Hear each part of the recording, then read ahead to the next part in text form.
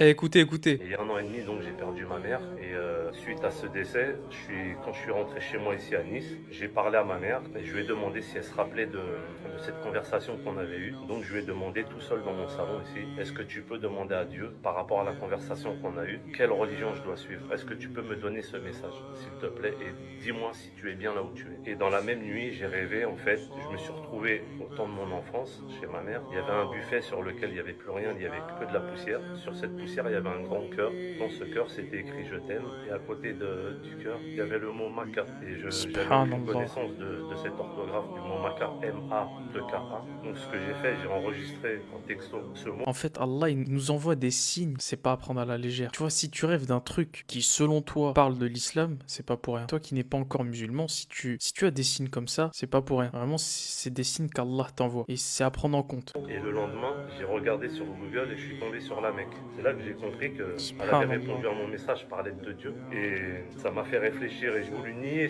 ce rêve. Et la nuit qui a suivi, j'ai fait un autre rêve, un second rêve. Et en fait, j'étais en train de vaquer à mes occupations. Et puis, d'un coup, l'image s'est figée. J'étais comme sur une photo ancienne et je me suis vu sur un tapis en prostate. Subhanallah. Vous imaginez?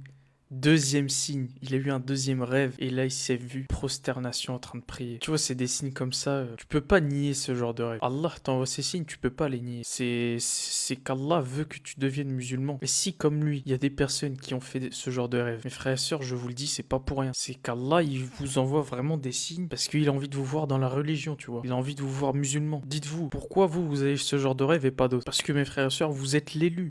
Sur un tapis de prière. Et en fait, ce second rêve est venu confirmer mon autre rêve. C'est là que j'ai compris qu'il fallait que je m'intéresse à l'islam, que le Ouais, mot voilà. maca et que Bah voilà, comme il dit, en fait, il s'est intéressé à l'islam par la suite. Parce qu'il a vu que ces deux rêves-là, c'est pas comme ça, c'est pas un hasard, tu vois, c'est des signes qu'Allah envoie aux gens. Et donc, franchement, respect à ce frère-là et qu'Allah le récompense. cette photo sur un tapis de prière n'était pas anodin. Bah oui, comme il dit, en fait, c'est pas anodin. Tu vois, ça vient pas comme ça. Et franchement, il a une bonne mentalité. Parce que tu vois, il a pas fait ces deux rêves et il s'est dit, ouah, non, mais c'est rien, tu vois. En tout cas, qu'Allah facilite tous les convertis à l'islam, qu'Allah vous facilite et qu'Allah vous récompense pour les efforts que vous faites. Parce que rentrer dans une nouvelle religion, bah, t'as plein de choses à apprendre et franchement, gros respect à vous, qu'Allah vous récompense et qu'Allah vous facilite et qu'Allah nous accorde le plus haut degré du paradis.